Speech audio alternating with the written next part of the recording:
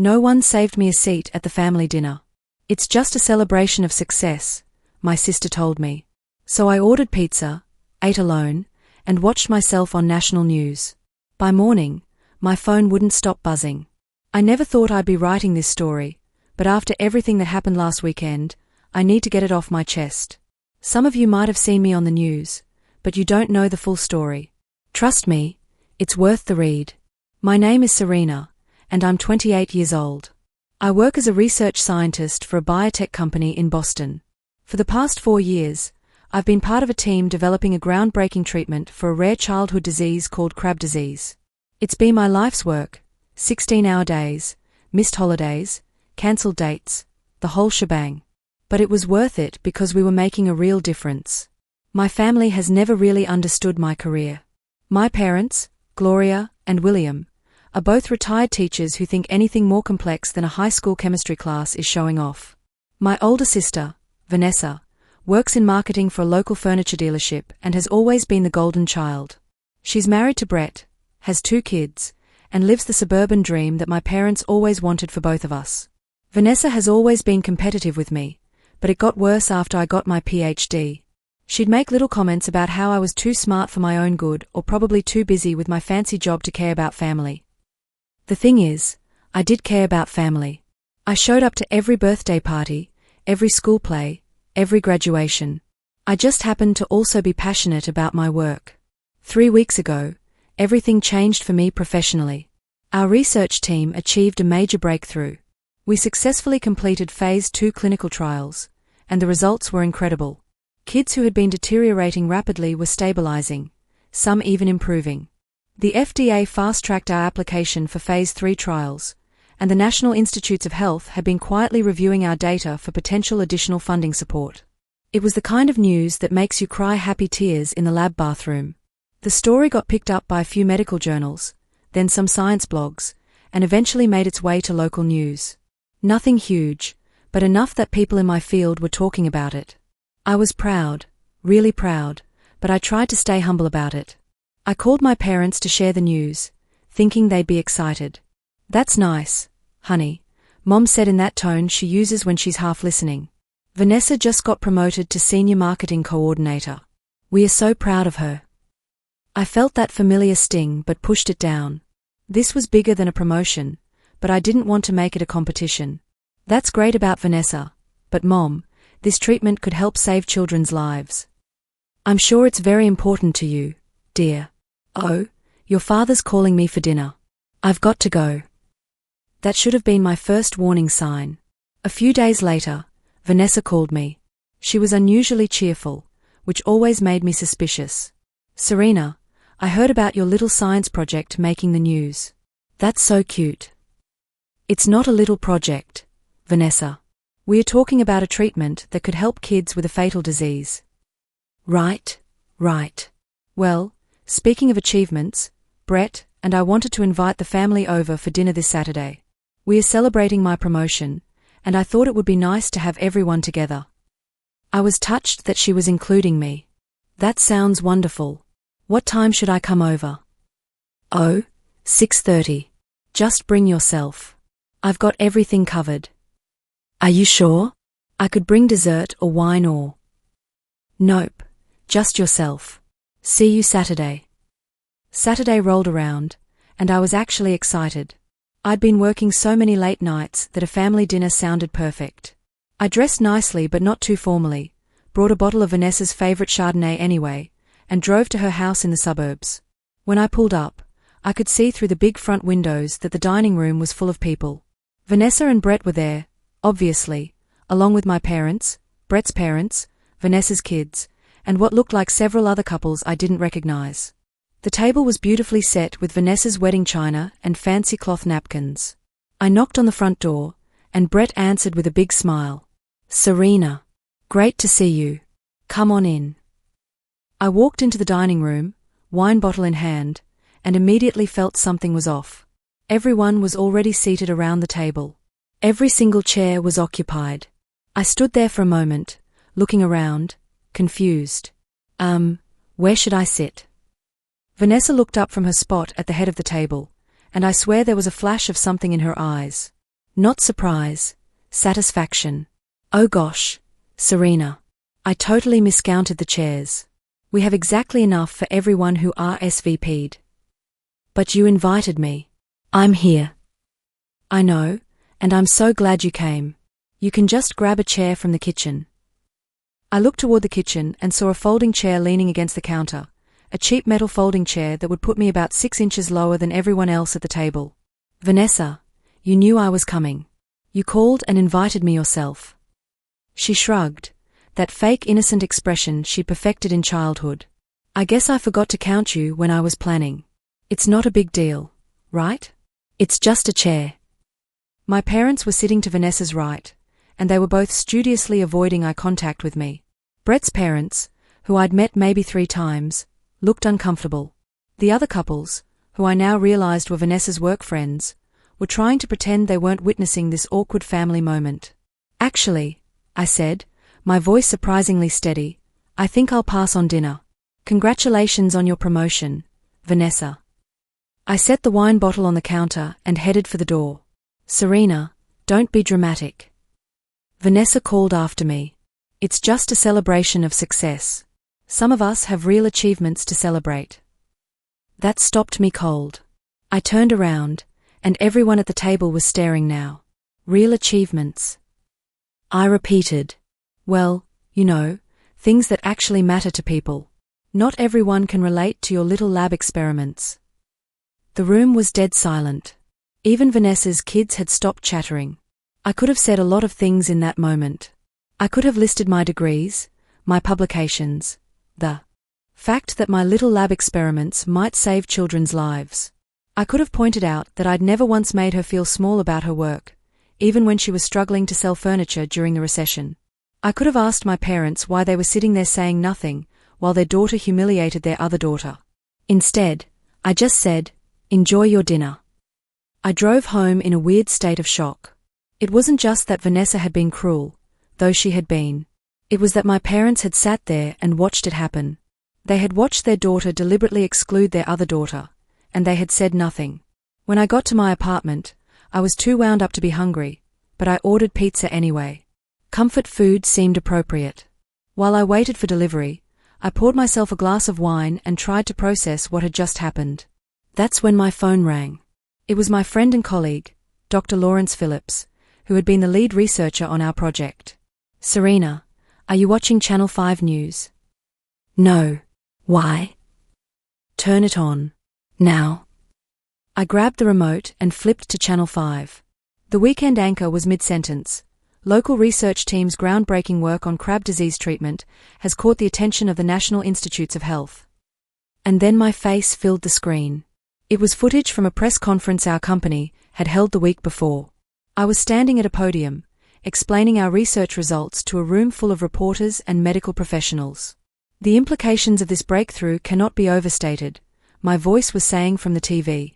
For families dealing with crab disease, this represents hope where there previously was none. The anchor came back on screen. Dr. Serena Parker, a Boston native, has been leading the research team that developed this promising treatment. In a press release issued Friday afternoon, the NI announced they're providing substantial additional funding to accelerate the final phase of clinical trials. I nearly dropped my wine glass. NI funding. This was huge. This was bigger than huge. My phone was ringing again. Lawrence, did you know about the NI announcement? No. When did this happen? Apparently, they've been reviewing our Phase 2 data for weeks. The announcement went out in a press release Friday afternoon, but the news stations just picked it up tonight. Serena, this is incredible. Do you know what this means? I did know what it meant. NI funding would accelerate our timeline by at least 18 months. It meant national attention for our research. It meant that kids with crab disease would have access to treatment sooner than we'd ever dreamed possible. I can't believe this is happening, I said. Believe it. Oh, and Serena, I just got off the phone with a CNN producer. They want to interview you Monday morning. Something about young scientists making breakthrough discoveries. After I hung up with Lawrence, I sat on my couch with my pizza and watched myself on the news 2 more times. The story was spreading. Channel 5 was rerunning the segment, and I could see notifications popping up on my phone from Twitter and LinkedIn.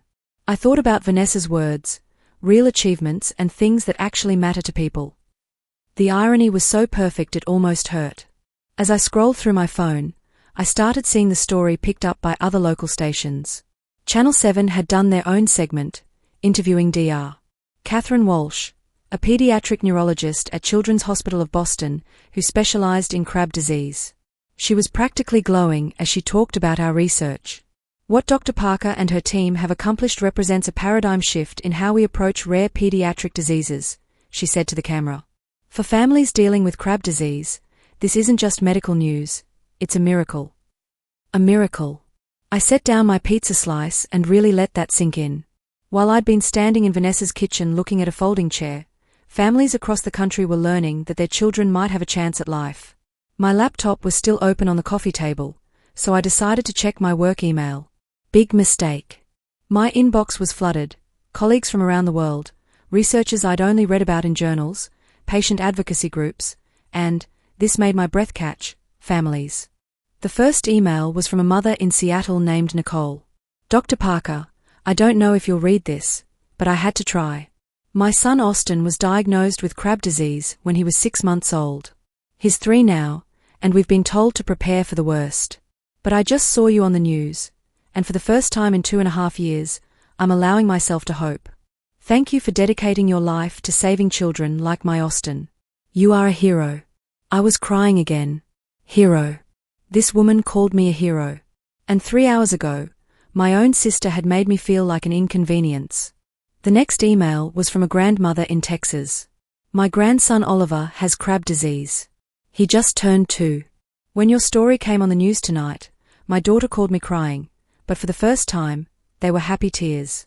We've been watching Oliver slip away from us, but maybe now he has a chance. God bless you and your work. Email after email, all variations of the same theme. Families who had been living in the shadow of their children's terminal diagnosis, suddenly seeing light. I read them all, crying into my pizza. There was one from a teenage girl named Bethany, who had late-onset Krabbe disease. Dr. Parker, I'm 17 and I have late-onset Krabbe disease. Most people with my type don't live past their early 20s. I was trying to decide if I should even bother applying to colleges, but after seeing your interview, I'm filling out my applications tonight. Thank you for giving me a reason to plan for a future. That one broke me completely. I sat there sobbing on my couch, pizza forgotten, overwhelmed by the weight of what we'd accomplished and what it meant to real people. Around 10 p.m., my phone buzzed with a text from my college roommate, Tasha, who lived in Chicago. Serena. Just saw you on the news. You're famous. So proud of you. Then another from my graduate school advisor, Dr. Hamilton. Serena, just watched your interview. Extraordinary work. You should be very proud. My high school chemistry teacher, Mrs. Brennan, had somehow found my number. Serena Parker, I always knew you'd change the world. Congratulations on this incredible breakthrough. The messages kept coming. Friends, former classmates, professors, even my landlord, who had apparently seen the story and connected it to his tenant. My phone was buzzing constantly, but still nothing from my family. I tried to tell myself they probably hadn't seen it yet. It was Saturday night. Maybe they were busy. Maybe they didn't watch the news. Maybe they'd see it tomorrow and call then. But deep down, I knew they'd seen it. In today's world, someone would have tagged them on Facebook or sent them the link. They'd seen it, and they were staying quiet. That hurt worse than Vanessa's dinner party humiliation. Around 11 p.m., I decided to check social media properly. I'd been tagged in dozens of posts. The story had been shared hundreds of times on Facebook. On Twitter, people were using hashtags like #KrabbeBreakthrough and #MedicalMiracle. But what really got to me were the posts from other scientists. Researchers I'd admired for years were sharing the story and commenting on the significance of our work. Dr. Isabella Moretti from Stanford called it groundbreaking research that will save countless lives. Dr. James Wu from Johns Hopkins wrote, "This is why we do science, to give hope where there was none." The validation from my peers was overwhelming. These were people who understood the long hours, the failed experiments, the grants that didn't come through, the pressure to publish or perish. They knew what it took to achieve something like this, and they were celebrating with me. I scrolled through the comments on the news station's Facebook post. Most were positive, but there were a few that made me pause. Typical media hype. Probably won't amount to anything. How much is this miracle cure going to cost regular families? Another overpaid scientist getting attention for doing their job. Those stung, but they were vastly outnumbered by comments like, "My nephew has crab disease. This gives our family so much hope. Thank you, Dr. Parker, for your dedication to helping children. This is what real heroes look like." I closed my laptop and finished my pizza in contemplative silence. The day had been such a whirlwind of emotions: the humiliation at Vanessa's dinner, the shock of the news coverage, the overwhelming response from families and colleagues. I felt like I was living in someone else's life. My phone rang again. This time it was Dr. Monica Jefferson, a researcher at the University of Washington who'd been working on a different approach to treating crab disease. "Serena, I had to call. What you've accomplished is incredible. Our approaches are complementary. Have you considered the possibility of combination therapy?" We talked for an hour about the potential for combining our research approaches. She was brilliant, and the conversation left me even more excited about the future of our work. After we hung up, I realized something had shifted. Earlier in the evening, I'd been focused on my family's rejection and my own hurt feelings. But talking to Dr. Jefferson, reading the emails from families, seeing the response from the scientific community, it reminded me why I'd chosen this career in the first place. It wasn't for recognition or awards, or even to prove anything to my family. It was for Bethany, who was filling out college applications despite her diagnosis. It was for Austin and Oliver, and all the other children whose families were allowing themselves to hope for the first time in years.